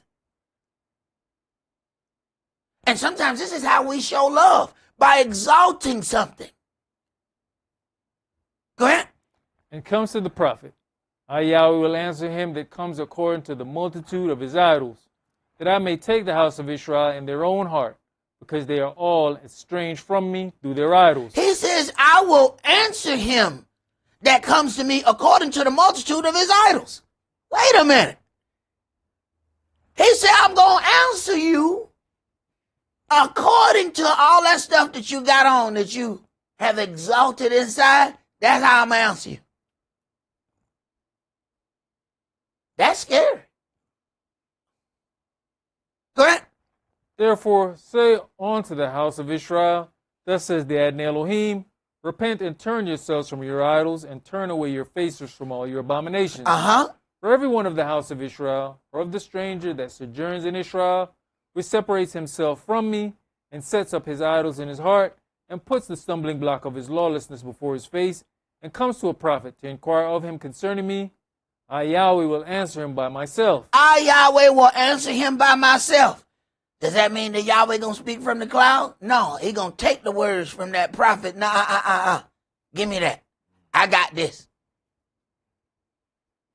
Shut up, boy. I got this. Go ahead.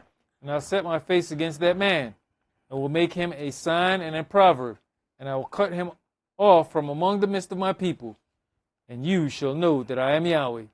And if the prophet be deceived when he has spoken a thing, I, Yahweh, have deceived that prophet, and I'll stretch out my hand upon him, and will destroy him from the midst of my people Israel. And they shall bear the punishment of their lawlessness. The punishment of the prophet shall be even as the punishment of him that seeks unto him, that the house of Israel may go no more astray from me, neither be polluted any more with all their transgressions, but that they may be my people, and I may be their Elohim, says the Adonai Elohim. The word of Yahweh came again to me, saying, Son of man, when the land sins against me by trespassing grievously, then will I stretch out my hand upon it, and will break the staff of the bread thereof, and will send famine upon it, and will cut off man and beast from it. Though these three men, Noah, Daniel, and Job, were in it, they should deliver but their own souls by their righteousness, says the Adonai Elohim. Right. Yahweh don't care nothing about none of that other stuff. They only gonna deliver their own selves. Yahweh said, I'm not confused. I'm not gonna be drawn off my path. If these three men in it, I'm getting them out and destroying everything else. Go ahead. If I cause noisome beasts to pass through the land, and they spoil it, so that it be desolate, that no man may pass through because of the beast, though these three men were in it, as I live, says the Adonai Elohim, they shall deliver neither sons nor daughters. They only shall be delivered, but the land shall be desolate. Now, beasts come through and devour the land, and you said, well, my daddy is big in the word. Yahweh said, and your daddy shall come. You shall be trampled underfoot. No. You're not going to be able to say nothing but you.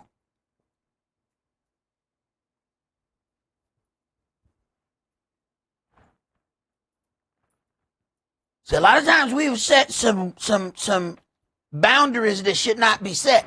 Let's go to Acts chapter 8.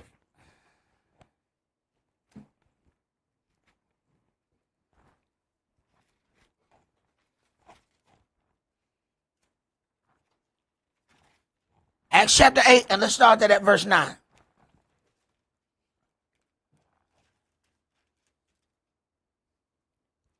But there was a certain man called Simeon, which before time in the same city used sorcery, and bewitched the people of Samaria, giving out that himself was some great one, to whom they all gave heed. All right, so then they have now exalted the sorcerer.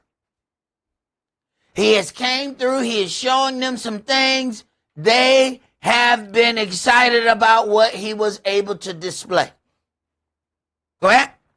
From the least to the greatest, saying, this man is the great power of Elohim. And to him they had regarded because that of a long time he had bewitched them with sorceries. But when they delivered Philip preaching the things concerning the kingdom of Elohim in the name of Yahshua HaMashiach, they were baptized, both men and women. Then Simeon himself believed also. Now, why does he believe? Now the power is changing hands. Wait a minute, wait. He has bewitched them a long time. But now there's a change of power because now another preacher has come and caught their ear and now they've gotten baptized. Now he's looking at the possibility of his kingdom falling. So now it says he believes too. But how does he believe? Go ahead. Then Simeon himself believed also. And when he was baptized, he continued with Philip and wondered, beholding the miracles and signs which were done. Now, is he following him? Remember, Yahshua said, you follow me because the multitude did eat. Now, is he following him because now he want to see those miracles? See, you're talking about people that come up in here. They want to come up and they want to know how you do what you do.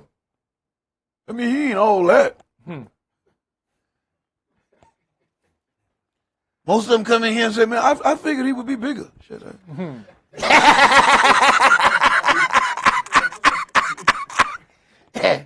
Surely this little nigga ain't doing all this. A little bit of it. Yeah, I was expecting more than that. A regular old knuckle. Okay. They want to figure out how you do what you do. Go ahead. Now when the apostles which were at Jerusalem heard that Samaria had received the word of Elohim, they sent on to them Cephas and Johanan, who, when they were come down, prayed for them, that they might receive the Holy Spirit. For as yet he was fallen upon none of them, only they were baptized in the name of the Adonai Yahshua. Then laid they their hands on them, and they received the Holy Spirit. And when Simeon saw that through laying on of the apostles' hands the Holy Spirit was given, he offered them money, saying, give me also this power, that on whomsoever I lay hands, he may receive the Spirit. This is what he want. He want that power, so he's hanging around so he can get that power. He switched. He saw this is it, whatever this is, I want this. Now he offers money. Let me buy the power of the Holy Spirit. Can you just put it in my hands? Go ahead. He may receive the Holy Spirit. Verse 20, but Cephas said unto him, your money perish with you, because you have thought that the gift of Elohim may be purchased with money. You have neither part nor lot in this matter. You have neither part nor lot in this matter. But understand, he's still following. Okay? Go ahead. For your heart is not right in the sight of Elohim. You're right. Your heart is not right in the sight of Elohim.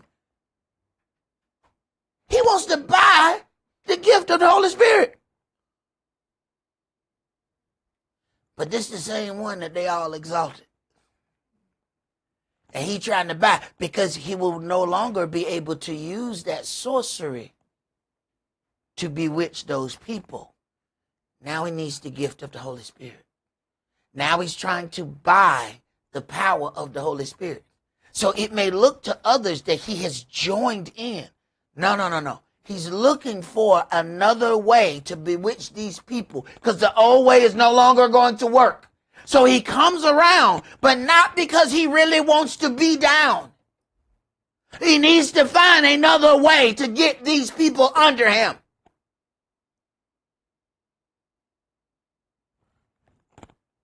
Who else try to buy the Spirit? What would you want to buy the Spirit for? What is your intentions with it? If he has already gotten accustomed to bewitching the people, he has already gotten accustomed to being exalted, he's going to use the power of the Holy Spirit to do the same thing. Go ahead. Repent therefore of this your wickedness, and pray Elohim, if perhaps the thought of your heart may be forgiven you. Just the thought was wickedness. Just the thought. I will give him some credit, though. He does say, you pray for me.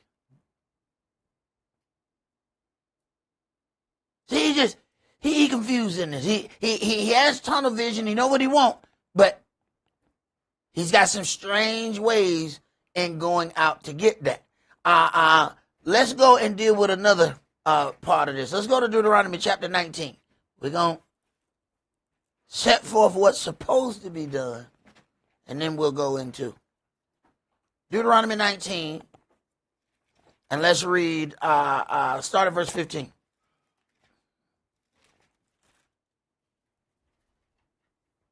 One witness shall not rise up against a man for any lawlessness or for any sin. In any sin that he sins, at the mouth of 2 witnesses or at the mouth of 3 witnesses, shall the matter be established. Because Yahweh know that folk lie.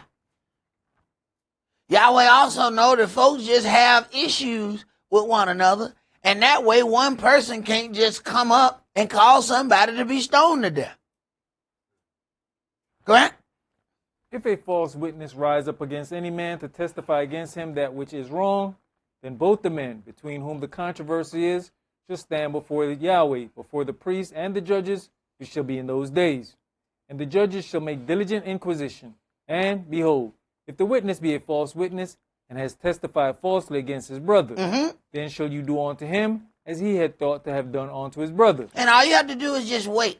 All them people who have become false witnesses against you, just wait and watch. All the things that they were trying to do to you is going to happen unto them. The law has not stopped. What he did was took the implementation of the judgment out of our hands. He's still taking care of his business. All you got to do is sit back and wait. It's really what he says. You shall reap what you have sown. Whatever you plant, that's what's going to grow. The earth turns. So you can go ahead and spit in the air. And you say, I done spit in the air. Don't worry. The earth going to come right back around and you finna get your spit. You finna get that same spit that you put out. Don't you worry. Give it some time. So do whatever that is you feel like you need to do. But don't cry foul when it come to your house. Don't say, woe is me. I can't believe that this happened. No. Believe it. Believe it. But see, what happened is, by the time the earth turned again, we done forgot we put it out there. Then we want to say, oh, this is disgusting. Whose spit is this? Wait a minute. Yeah, that smell like me. It's yours. Right. We done forgot that by the time it come back around. See, we don't understand. Yahweh not going to run out of time. You are. Yahweh will let something marinate for 10 years. We done forgot about it in 10 years. We done already rationalized everything 10 years later. Surely Yahweh's not angry. He would have done something by now. 10 years. 10 years, Yahweh was taking a nap. He just blinked. All right, now it's time to go take care of this business. Deuteronomy chapter 20, and I want you to read verses 10 through 12. When you cometh near unto a city to fight against it, then proclaim peace unto it. Uh-huh. And it shall be, if it make you answer of peace and open unto you, then it shall be that all the people that is found therein shall be tributaries unto you, and they shall serve you. And if it will make no peace with you, but will make war against you, then you shall besiege it. Okay, what Yahweh is telling you in this, when you get to a city, you give it an opportunity to make peace. You will never have to figure out who to war against. They will always let you know, because they're going to come against you. A lot of times we trying to figure this and that out. No, you done already said it. They're going to come against you. Sit there and give it some time. You're going to find out. So we read here how something is supposed to be diligent in the inquisition stage before we execute judgment. Let's go to Genesis chapter 39.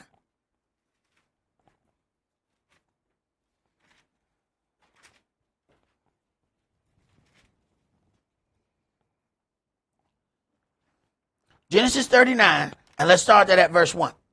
And Joseph was brought down to Egypt, and Potiphar, an officer of Pharaoh, captain of the guard, an Egyptian, bought him off the hands of the Ishmaelites, which had brought him down thither. Now understand now, Potiphar is an officer of Pharaoh, captain of a guard.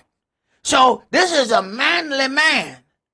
Now sometimes the manly men are the biggest henpecked fellas that you ever did want to see. They look manly on the outside, but you throw out a little corn and they go to pecking. Dip. They are ran. They have no internal strength. All the strength is outward. So they can be the loudest and the proudest. But watch what they do when that corn is thrown. Go ahead. And Yahweh was with Joseph, and he was a prosperous man, and he was in the house of his master the Egyptian. And his master saw that Yahweh was with him, and Yahweh made all that he did to prosper in his hand. And Joseph found grace in his sight, and he served him, and he made him overseer over his house, and all that he had he put in his hand. Now, he has noticed that this man is different. He has promoted this man. He sees the powerful spirit that is over this man. Go ahead. And it came to pass, from the time that he had made him overseer in his house, and over all that he had, that Yahweh blessed the Egyptian's house for Joseph's sake. And the blessing of Yahweh was upon all that he had in the house and in the field. Now, the Egyptian's house has now been magnified because of yourself. Now, has the people in the house now exalted themselves because they think that the house is just prosperous because of the great Potiphar? Okay, go ahead. And he left all that he had in Joseph's hand, and he knew not aught he had, save the bread which he did eat. And Joseph was a goodly person and well favored. And it came to pass, after these things, that his master's wife cast her eyes upon Joseph. And she said, lie with me. But he refused, and said unto his master's wife, behold, my master knows not what is with me in the house, and he has committed all that he has to my hand. There's none greater in this house than I. Uh-huh. Neither has he kept back anything from me but you, because you are his wife. How then can I do this great wickedness and sin against Elohim? And it came to pass, as she spake to Joseph day by day, that he hearkened not unto her, to lie by her, or to be with her. And it came to pass about this time that Joseph went into the house to do his business, and there was none of the men of the house there within. Okay. And she caught him by his garment, saying, Lie with me. And he left his garment in her hand, and fled, and got him out. And it came to pass, when she saw that he had left his garment in her hand, and was fled forth, that she called unto the men of her house, and spake unto them, saying, See, he has brought in a Hebrew unto us to mock us. Uh-huh. He came in unto me to lie with me, and I cried with a loud voice. Now, what she's trying to do is to get more witnesses. So the only witness is her. So she's trying to get some false witnesses. He brought this Hebrew in to mock us, not me. Wait a minute, but you said to mock us? So who you say he tried to sleep with you? He ain't trying to sleep with me. he ain't trying to sleep with me. He didn't say, come here. I won't talk to you, Sock. No, he didn't. No, he didn't. So it wasn't no mocking us. Us wasn't mocked. All right, so let's use our words better than that. You need to mock you. Go ahead. And it came to pass, when he heard that I lifted up my voice and cried, that he left his garment with me and fled, and got him out. And she laid up his garment by her until his master came home. And she spake unto him according to these words, saying, The Hebrew servant, which you have brought unto us, came in unto me to mock me. And it came to pass, as I lifted up my voice and cried, that he left his garment with me and fled out. And it came to pass, when his master heard the words of his wife, which she spake unto him, saying, After this manner did your servant come to me, after this manner did your servant to me, that his wrath was kindled. And Joseph's master took him and put him into the prison, and placed a place where the king's prisoners were bound, and he was there in prison. And it says, after this manner did your servant do to me, that his wrath was kindled. So you have to ask yourself, was this a situation of him totally believing his wife? Potiphar took his wife's story as gold with no diligent inquiry. Now, there could be several situations with this, because I have witnessed this where some people have made so many previous mistakes in their marriage that they must take the lying spouse's side to save their broken union. Potiphar could have known that his wife was lying, but went along with her lie anyway to help save this broken union of his. If you ever seen the movie Rosewood, they going out and destroying all of this stuff. Eventually they get to a point where they said, all right, man, look, we know your wife be doing stuff. What you saying? That man, look, we know that man didn't rape your wife. They just out here on destruction tour. We just wanted to burn up some black people's house. We know your wife was lying. Half the people who around now setting the house on fire, they slept with her too. They know this ain't right. You know this ain't right. We know this ain't right. So let's just go ahead and admit that we just trying to burn down some black folk house. But there's some exaltation for us to get here. For a well-favored, goodly man to be thrown in prison, accused with no diligent inquiry. Understand, Lucifer will lead us to do something that will indirectly call us to lose our salvation. So we think it may be something that may be directly against Yahweh. No, it may not be directly against Yahweh. No, it may be going against either a servant or causing a job not to be done that's supposed to be done. So now he didn't directly do anything against Yahweh, but look at what this man has caused to happen to a blessed man of Yahweh because of whatever he got going on in his house. But that lie helped preserve his house, at least for this moment. Mm-hmm. Go ahead, bro. You know, Elder, when you look at it, it says that she cast her eye upon him. Mm-hmm. I mean, she done put him up on another level. Of course. But then her problem is that he won't bring her up to that level that she want to be seen at. You got it. If I exalted you, why can't you exalt me? All you got to do is make the decision. See, now we're dealing with the difference between Adam and Job. Job said, "I ain't gonna be no exaltation here. Yeah, if I'm gonna die with all these balls on me, then I'm just gonna die with all these balls on me. Go ahead and get another pot, because this pot full. So go ahead and scrape, keep on scraping me. But I tell you what, we ain't gonna do. Ain't finna be no exaltation in here. All we exalting here is Yahweh. That's the only thing getting exalted here. But see, there's a difference between those two operations. Let's go to Matthew chapter 17. None of us know what the adversary will use to dangle at us.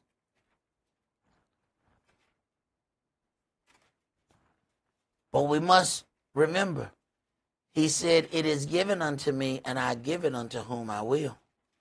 Just bow down and worship me." What does he have that he knows you want?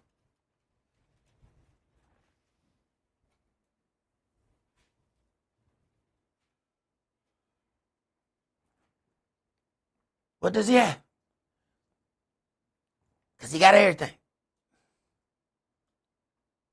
And y'all know, we talked about this a previous Sabbath ago, where when it's time for judgment, only God knows my heart. Now we need God himself to come and judge us. But we can receive a blessing from anywhere. We don't ask no questions about the blessings. All right? Lucifer know that. What does he have that you want? Matthew chapter 17, let's read verses 1 through 6. And after 6 days, Yahshua takes Cephas, Jacob, and Johanan his brother, and brings them up into a high mountain apart, and was transfigured before them.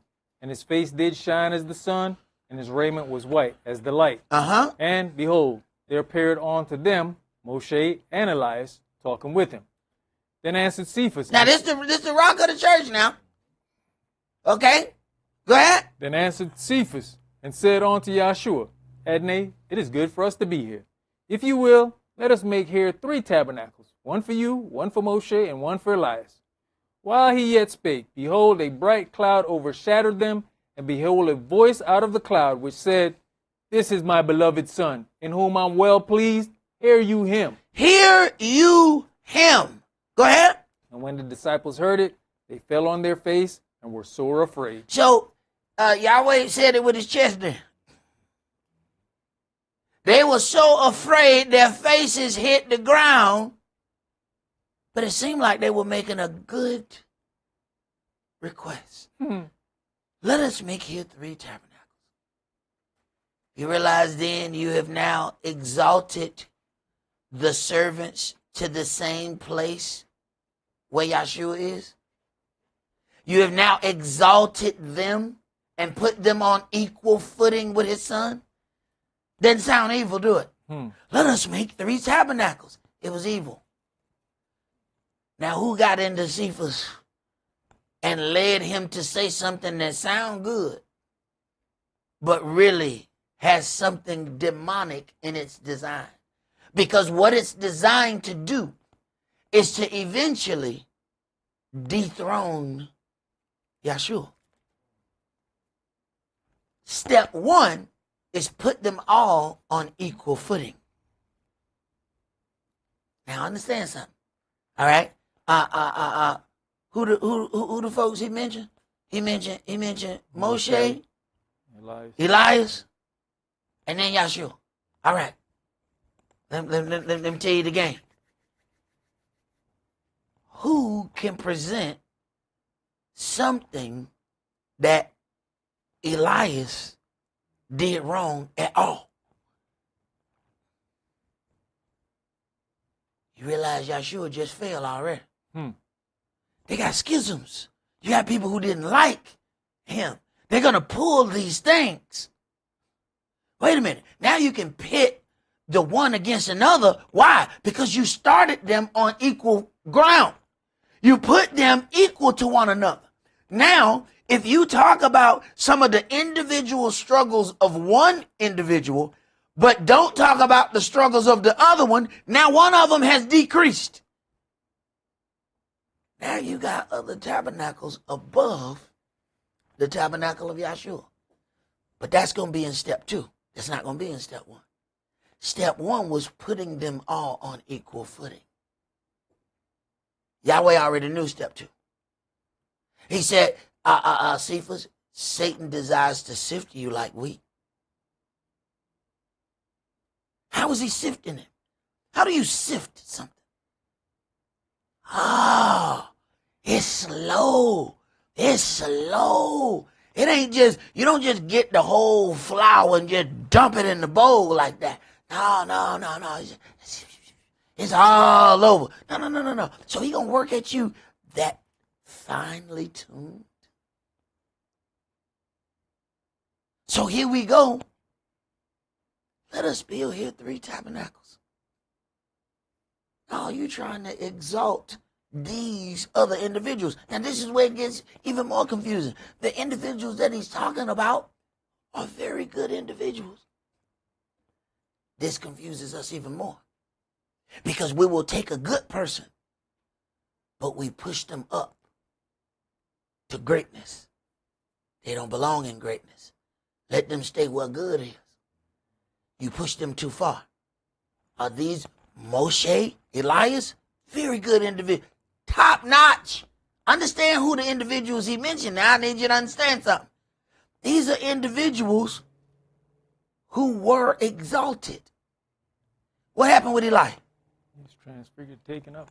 Taken up. What happened with Moshe? Taken up. They never even seen Moshe's burial. Yahweh told him, come up to the mount and die. All right. So understand what's happening. So now Yahshua, you got 3 individuals. I understand that we can count on one hand how many people went to heaven. Yet everybody Sunday morning think they're going to heaven. But we can count on one hand and still have some fingers left on how many people went to heaven. Now, if any other situation, if you went home and told your mama, you know what, I am going to be a rap star. He said, baby, the odds are just not in your favor to be no rap star. Everybody want to be a rap star. Won't you be something good? You know, go to school to be a lawyer or a doctor or something. Don't try to be no rapper.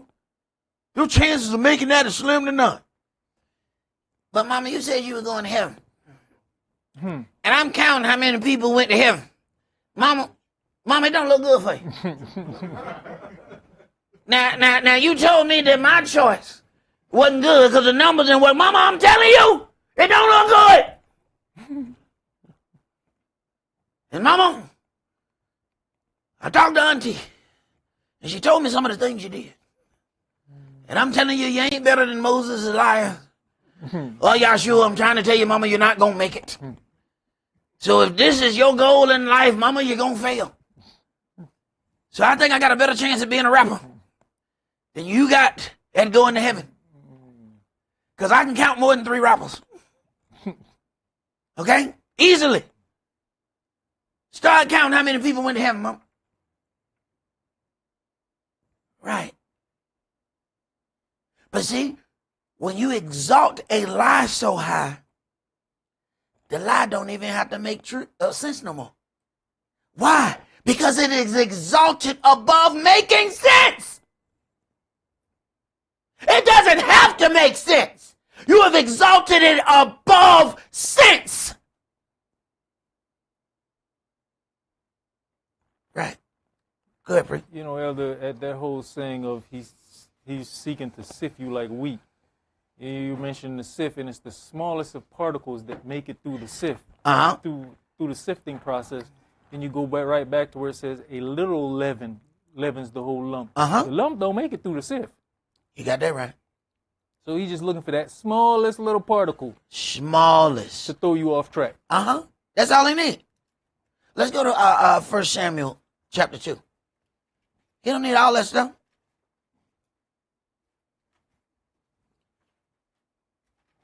All Lucifer asked for just bow down and worship him. Said, look, he ain't asked you to follow no laws and commandments. He said nothing about none of that.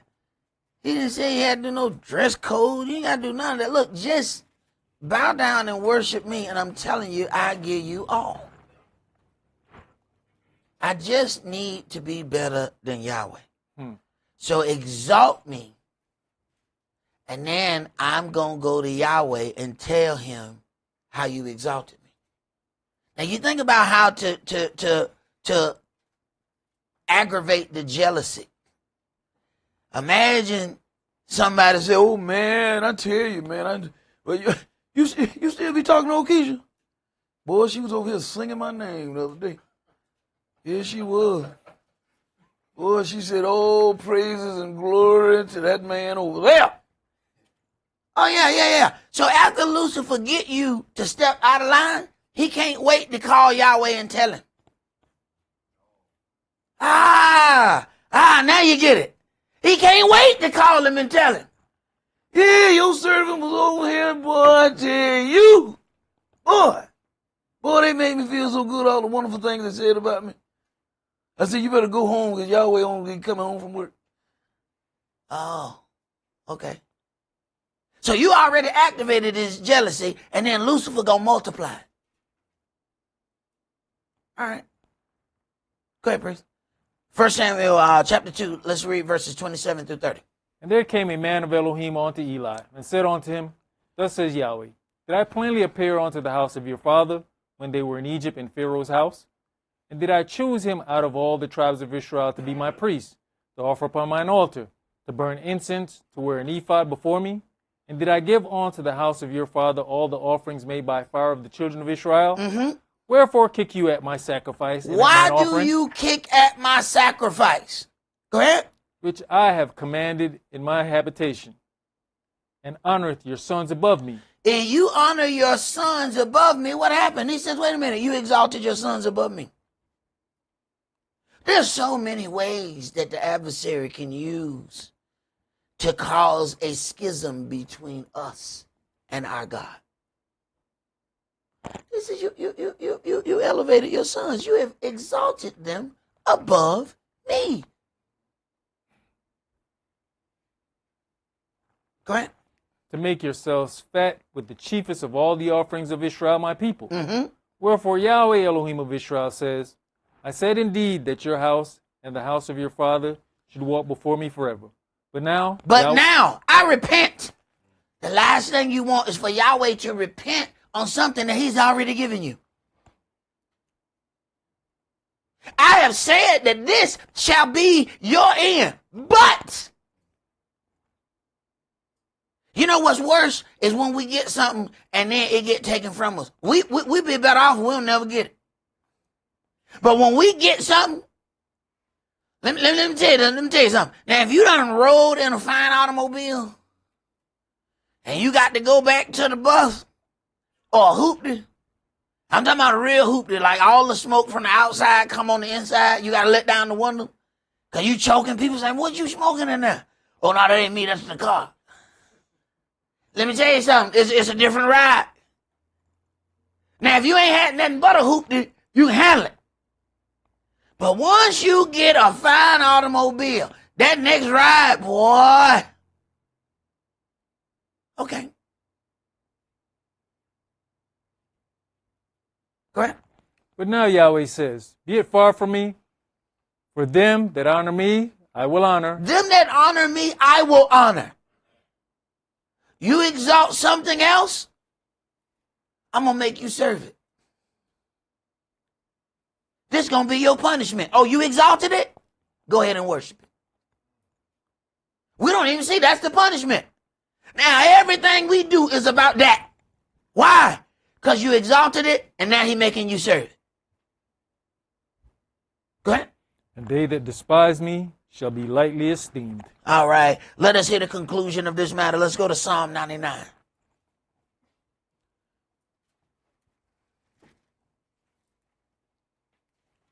See, the adversary wants to throw off the balance. If he can get us to get off in any way, he just needs to cause a schism between you and your Elohim. He needs to activate his jealousy. So if he just gets you to think about it too long and walk outside of his hedge and go to, let's just see what Lucifer do. I ain't going to go in his yard. I'm just going to go over there and look over the hedge. Okay. He going to make sure he call Yahweh at that moment when you get right to his house. I hope you know your boy over here. What? There's your boy right there by the gate. Look at him. Didn't you say he was supposed to be doing, so he was supposed to be cutting your grass or something, wasn't he? Well, he right here on my hedges. He can't wait to tell on you. He can't wait. He entices you. And then be the first one to call Yahweh and tell on you.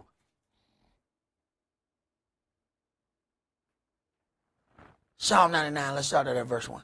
Yahweh reigns. Let the people tremble. He sits between the cherubims. Let the earth be moved. Wait a minute, wait. Yahweh reigns. Let the people tremble. He sits between the cherubim. You know one of them cherubims, Lucifer, right? He done looked at the seat so long, he said, I want to sit in it. I'm tired of covering it. I don't want to cover it. I want to sit in it. Now I got to find my way to get in that seat. What does he love? What does he care about? Oh, yeah, let me cause a schism with it. Go ahead. Yahweh is great in Zion, and he is high above all the people. Let them praise your great and terrible name, for it is holy. The king's strength also loves judgment. You does establish equity. You executeth judgment and righteousness in Jacob. Exalt you, Yahweh, our Elohim, and worship at his footstool. Wait a minute. Exalt you, Yahweh. He's telling you, wait a minute. If you pull him down, you have exalted something else.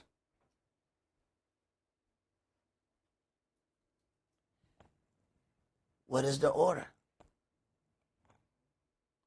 What order have we placed in our heart? He says, what was written? These men have placed the stumbling block of their idols in their heart. Do you know how to search your heart to see what order something has been placed in? You need to find out, because Yahweh does. And he going to see where you done placed some things. And everything that's been placed over him, you have put it in danger. If he can't move it, he might have to remove it. Go ahead. For he is holy. Moshe and Aaron among his priests, and Samuel among them that call upon his name. They called upon Yahweh, and he answered them. He spake unto them in the cloudy pillar. They kept his testimonies and the ordinance that he gave them. You answered them, O Yahweh our Elohim. You was a El that forgaveth them, though you took its vengeance of their inventions. Right. Don't mean just because he saved you that he's not going to deal with you. Make sure you don't get that twisted. Yahweh will come to the end of the earth and save you. You go, oh, Yahweh, you got me. I did, my child. I saved them. Can you? What you been doing over there anyway?